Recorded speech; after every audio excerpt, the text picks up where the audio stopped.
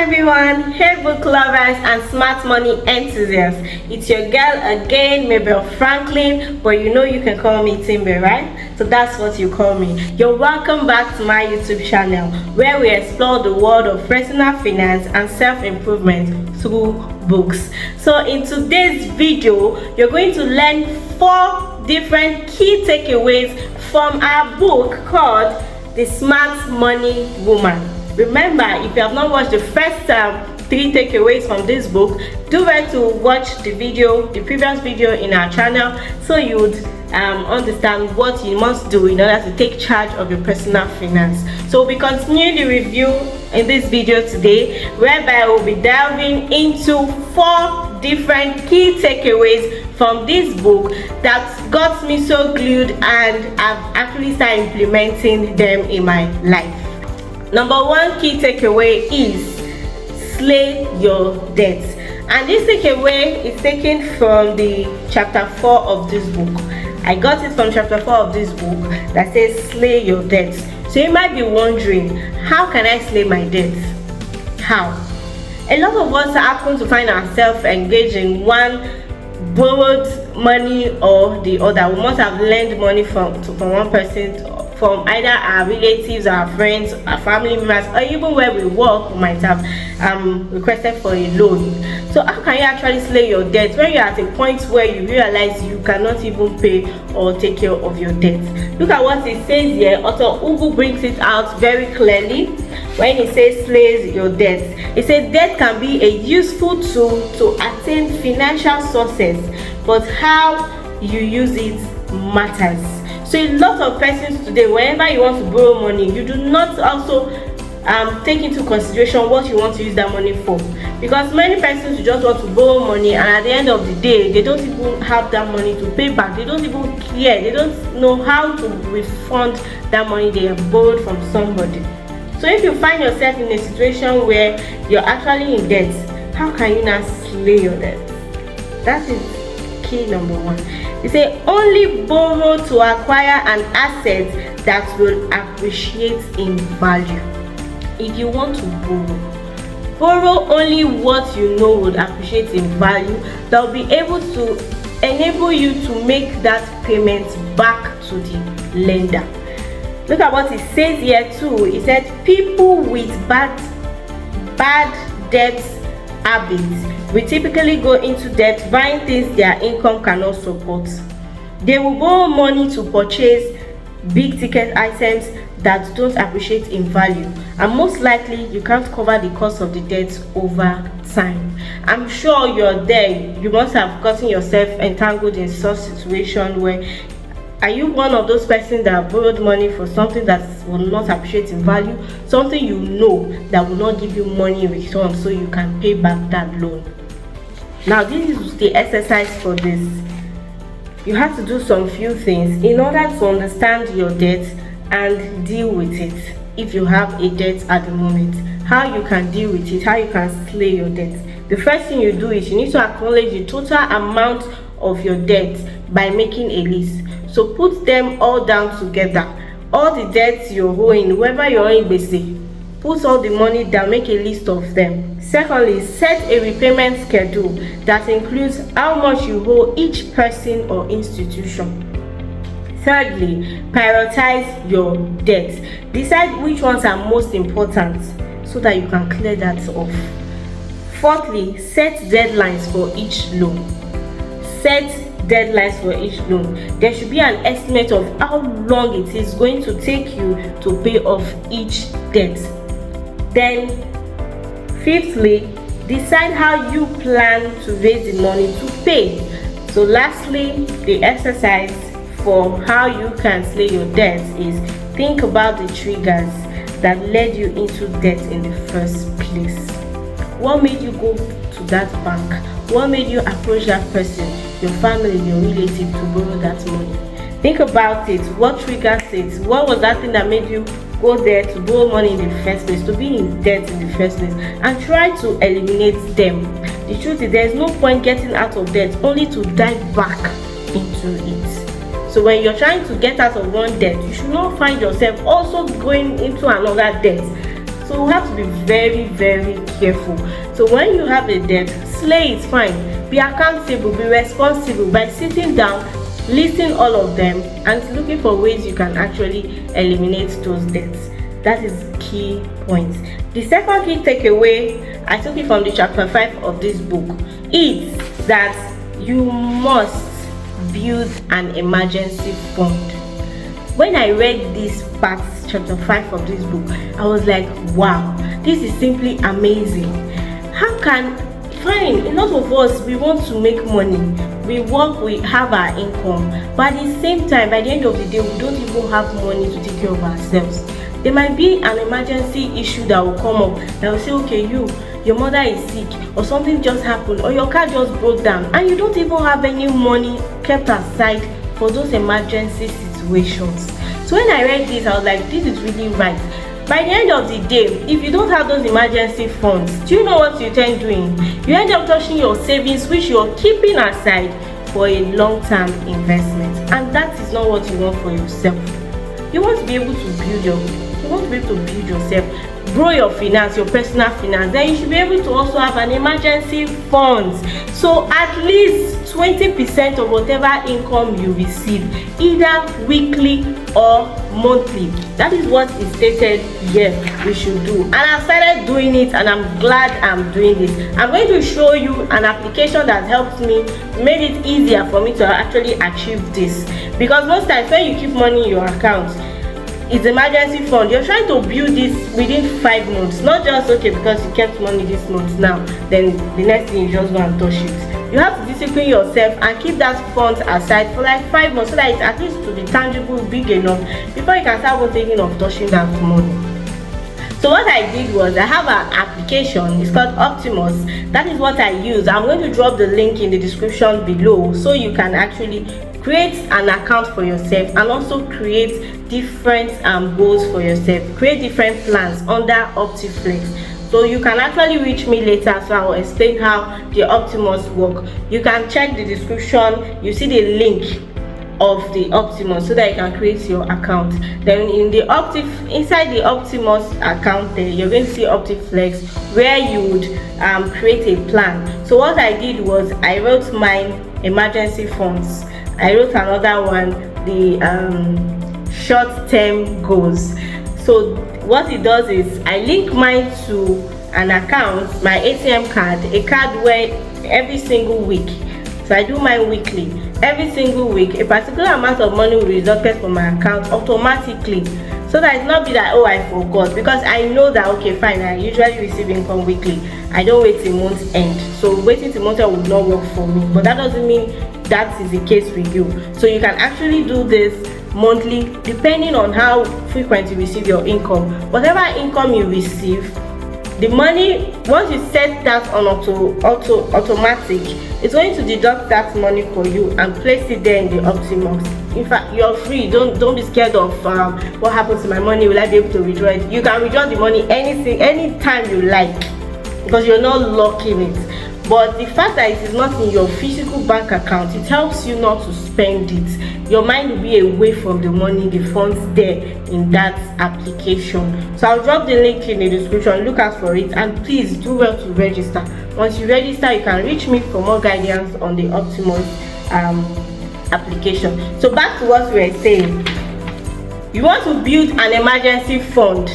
Building an emergency fund is not, that money is not there to make you money, but to act as a financial cushion that protects your long-term investment from short-term unexpected expenses. That was exactly what I said earlier. So that money there is not what you want to use to make you more money. The emergency fund is not to make you more money, but it's there for emergencies. You and I know that. A call can just come up, someone from the village, your mother from the village, your daddy from the village, your uncle, your brother needs also amount of money, and your salary is fixed. How are you going to get that money to actually assist those people, important people in your life, or to run emergency issues? You need money. So it's good you build an emergency fund. So look at the exercise, how you can build an emergency fund. 1, calculate how much you will need to survive if you have lost your job or income from your business, so majority of us might not really be able to do this because you might not be so sure as to how much money you would need to survive if your source of income is no more. But if you can do that, do the maths.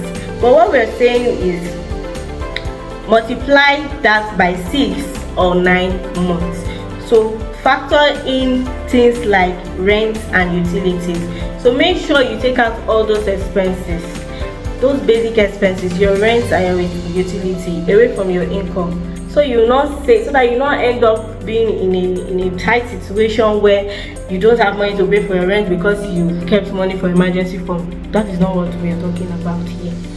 So do this very carefully. But what I would suggest to you is 20% of whatever income you make can be kept aside for your emergency fund. Secondly, strictly define emergencies. Your car breaking down or having to pay an unexpected hospital bill qualify as emergencies. So a phone upgrade, an impromptu trip to Dubai, or those YSL pumps on sale, it's not part of emergency, because impromptu is, you're not supposed to just do things, especially travel to Dubai impromptu. You have to have planned it over time, or be keeping money for your trips aside over time. That is not part of emergency trip, your emergency and the emergency funds, or the money you will touch from your emergency funds. Thirdly, shore up your emergency fund with windfalls like cash gifts, bonuses, or extra work done. So what this is just saying is, even if you receive maybe a bonus, a gift, a cash gift, or any increment, any money or money you receive, any extra work you've done, they receive, just make sure you always take out 20% of that money before you start spending it, and top up to your emergency funds. It's very important. I know what I'm telling you. I'm talking out of experience. Fourthly, don't put it in a risky assets class. So the emergency fund you're keeping, that is not the money you use to go and invest in cryptocurrency, or that is not the money you use to go and put in stocks, because it is not there to make you money. That money is not there to make you money. It's just money you are keeping aside for emergencies, so that you don't end up touching your long-term investment savings, at least 20% of your income, be it weekly, daily, or monthly. So that is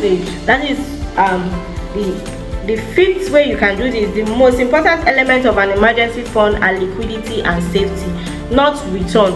So do not take risks to earn more or sacrifice liquidity. Sixth, look for high interest saving accounts or money market accounts that preserve your capital and give you a reasonable return.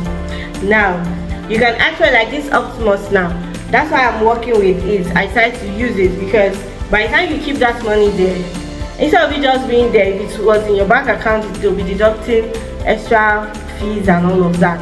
But in this Optimus, the fact the money is there, you're still getting some percentages daily, monthly, from the money you have in that account, that emergency fund. So it's not like you're just sitting there doing nothing.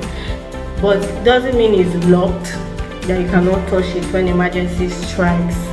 But the point is, you just being smart by using this Optimus account to keep this emergency fund, to create a plan for your emergency fund, so that you can be having like little percentages added to it annually.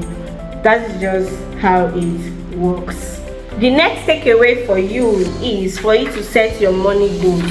What does that mean? It means that you need to articulate the vision you want for your life. So have you taken your time back to actually sit back and think? Have you taken your time to sit and think, what do I really want for myself?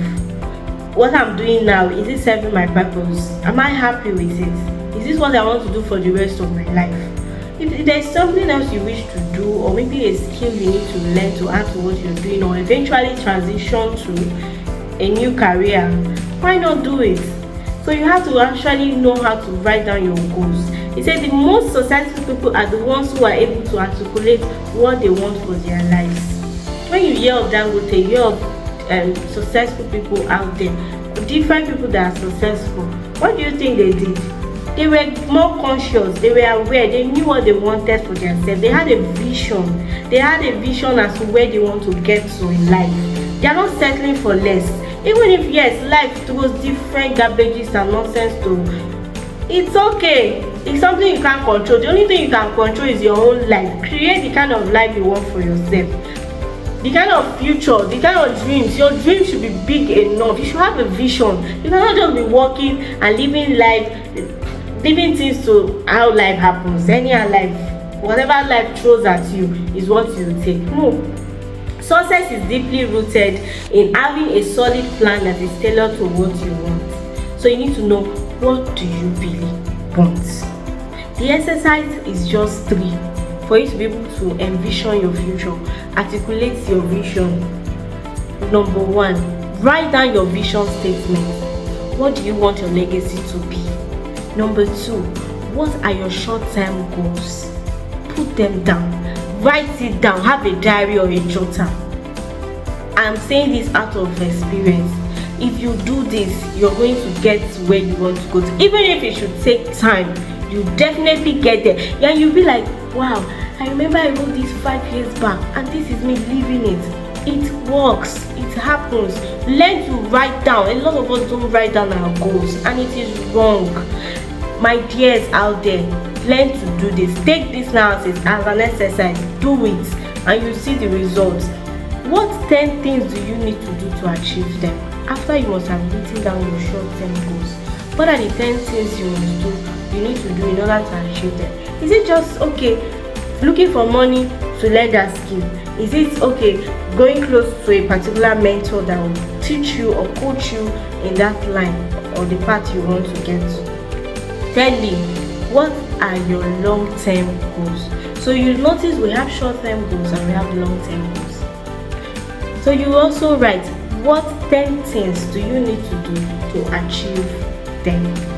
That is the exercise. So you see, the exercise is very straightforward. Not too much stories so that you not get confused. This part is where you bring out your jotter and your pen to write down. Write down your vision statements. Write down where you see yourself in the next 10 years, the next 5 years. Where do you see yourself? Where do you want to get to? Put it down. You don't need to bother your head as to how you're going to achieve it. Put down what you want for yourself. Then make sure you write down short-term goals and long-term goals. And also the steps you will take, 10 steps each you will take in order to get to that goal. That is when you're being realistic. So the last key takeaway I want to share with you that I got from this, my reading of this book, is for you to develop a sustainable budget. Let me read here. It says, one of the biggest issues people complain about when it comes to their money is not knowing how to save or budget. A lot of us don't save. A lot of us don't budget. The truth is, yes, the economy is not smiling at us this period. We know that.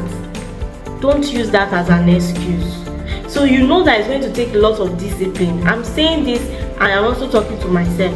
It's going to take a lot of discipline for us to be able to, out of the small income now, because we're experiencing inflation, out of the small money we have or the income we have received, then now you want to take out some money to go and save.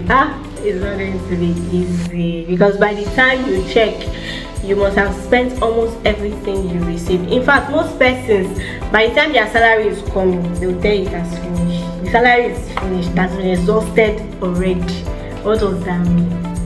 Yes, it won't be easy, but you have to be deliberate. You have to be accountable for your finances. That is why we are here. You have to discipline yourself to take out that little percentage whenever your income comes in and save. There's a reason why you're saving, because you might want a house for yourself. You might have a dream of buying a house, or even a car. Whatever it is you want to buy or you want to achieve in life, the assets you want to acquire in life, maybe your income will not be able to achieve that. You need to save, you need to put those funds together so that you can now do or achieve your dream eventually. So it says that a budget is something that tells you how to allocate your resources, and it should reflect what you value. So develop a sustainable budget. So how can we do this? One thing you should know is when your income comes, you have to divide your income into 3 parts. Your income should be divided into what? 3 parts. 1, long-term financial goals. 1 should be going for your long-term financial goals or long-term investment. Secondly, the second part of it should be going for your short-term financial goals. Then the third part should be going for your living expenses. So you might be wondering, there's an acronym for long-term financial goals, that is LFG, and we also have short-term financial goals known as your SFG. So we can do this, right? Just know that whenever we are talking and we say LFG, we mean long-term financial goals. Then SFG means short-term financial goals. So let me just bring this down for a layman so that we can understand. Now, take for example, your salary for the month is 200,000 naira. Monthly income 200,000 naira, right? This is me. Okay, your salary can be 50,000 naira, it can be 10,000 naira, but I want you to get the percentage right. Now, as soon as your money comes, your 200,000 naira, you get it or you receive it. I'm using in a scenario of monthly income. It can be weekly for you or it can be daily. Do the maths. Take out 20% of that income and keep aside. So if you have an account where you transfer that one, like the Optimus I was talking about, you can create a plan for that now for long-term financial goals. You always take 20% of your income.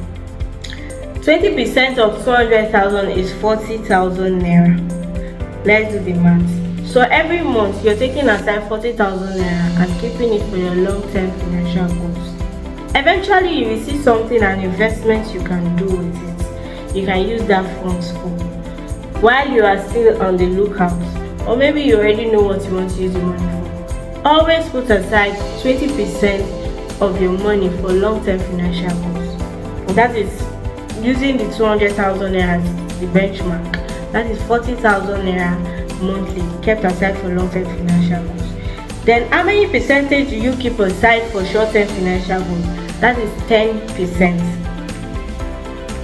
10%, that is 20,000 naira.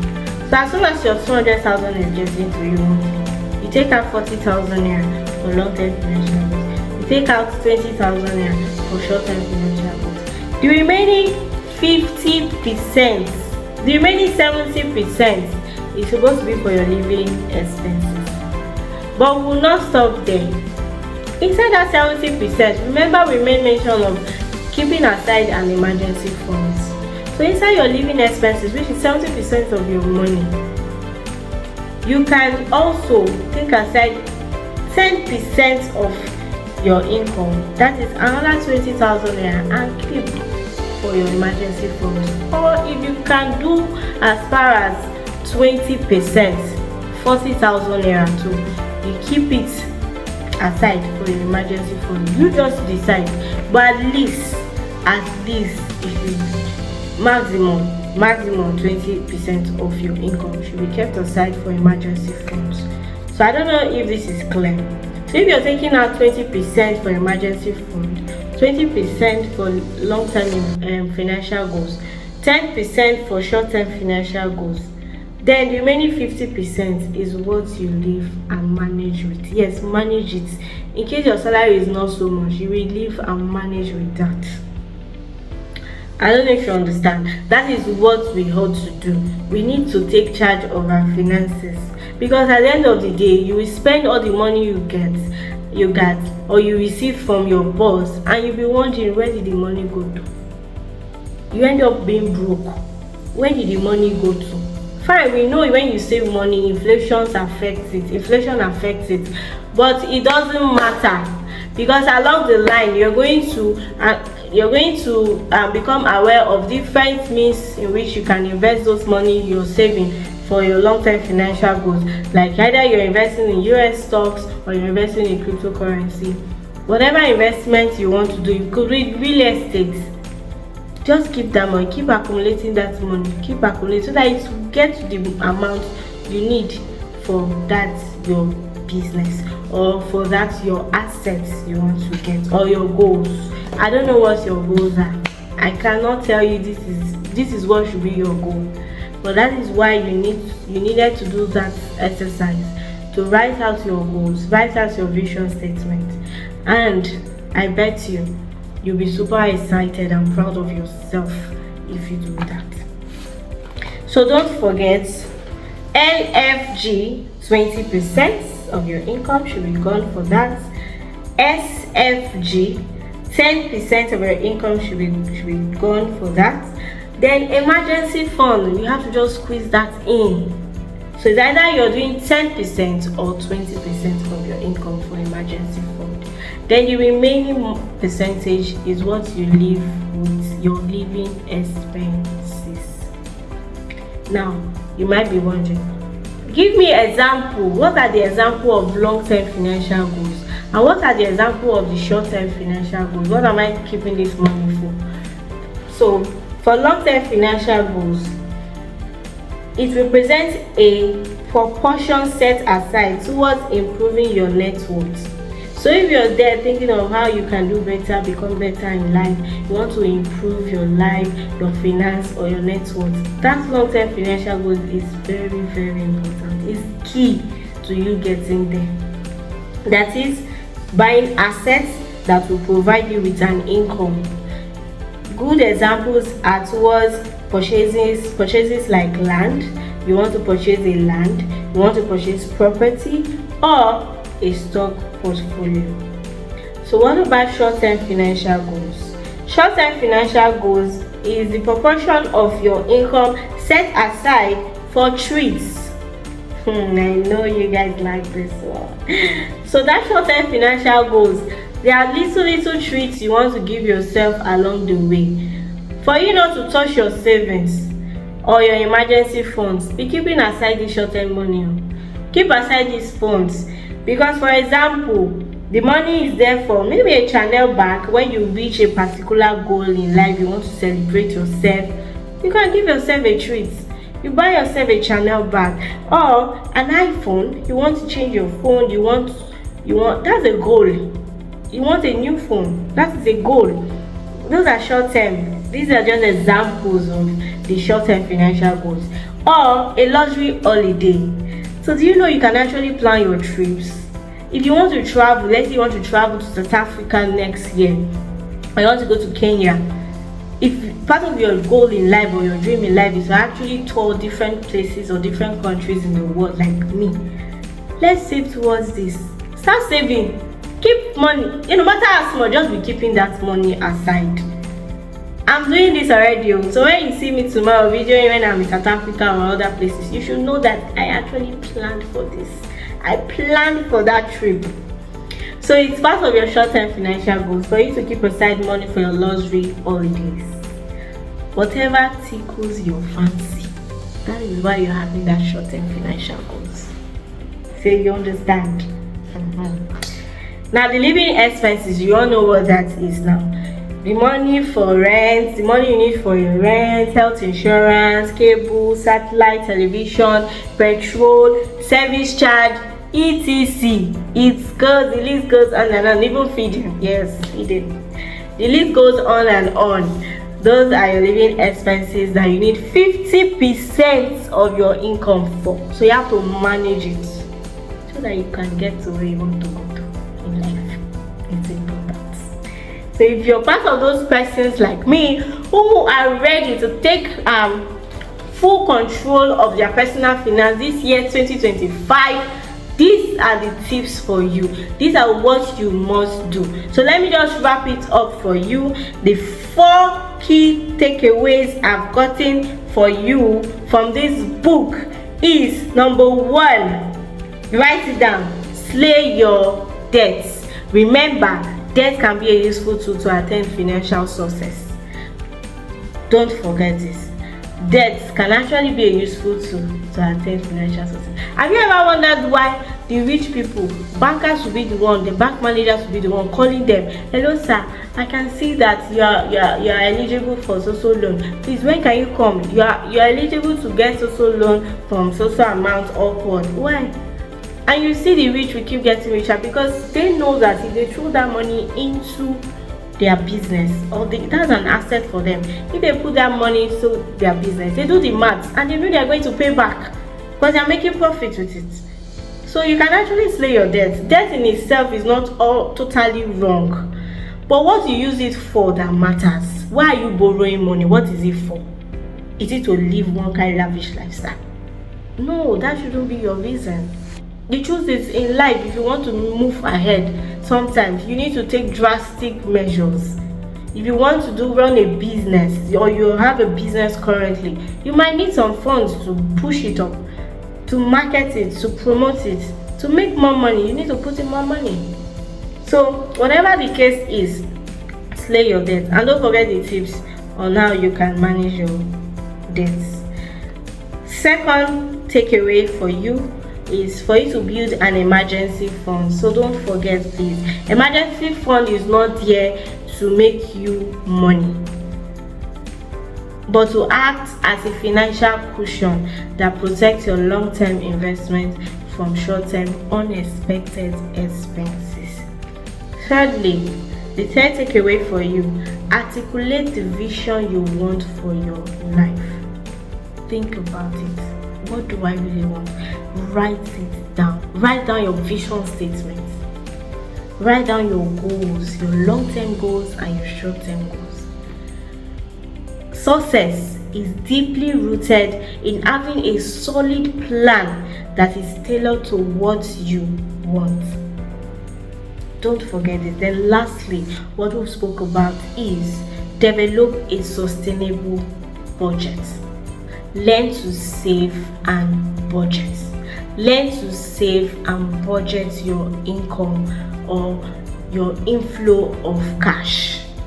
Budget so that emergency ashrebi will not come up. You just get your money, you buy.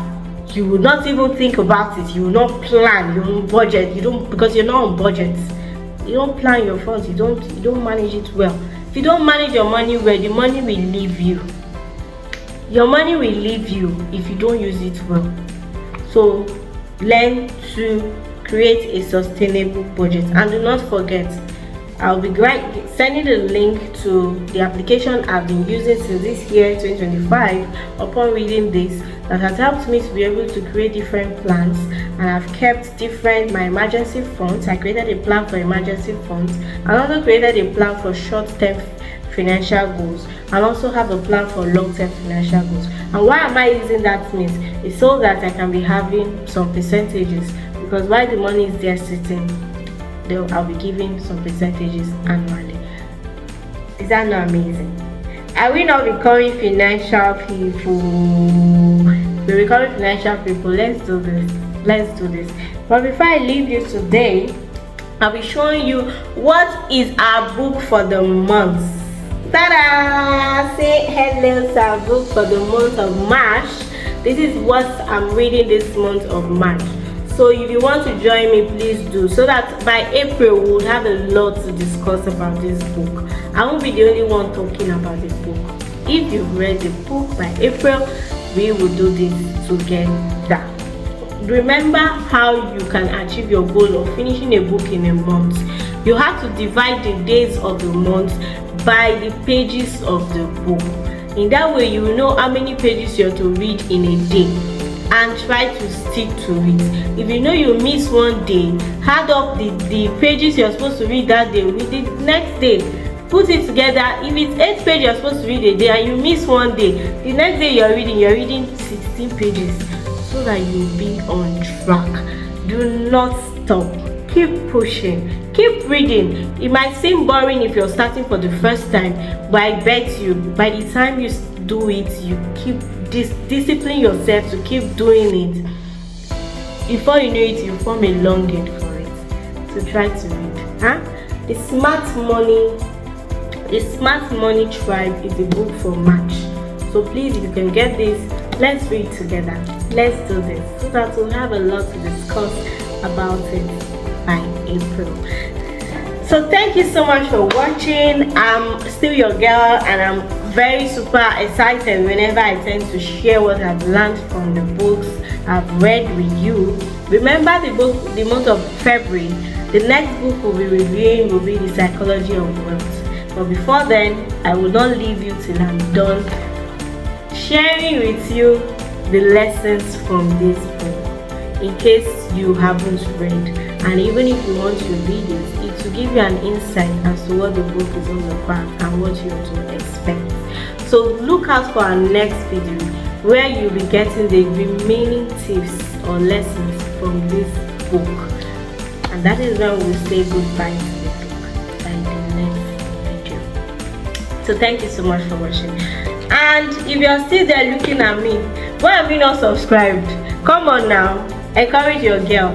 Subscribe to the channel, and also like, share, and drop your comments. Whatever resonates with you, whatever takeaway you feel, yes, this is what you needed to hear, please let me know. Tell me in the comment section something that resonated with you, what you just had to hear that will light up your bulb to kickstart your journey to financial freedom. Please put it down on the comment section, and I can't wait to see you again in the next video. Make it a date next week, Friday.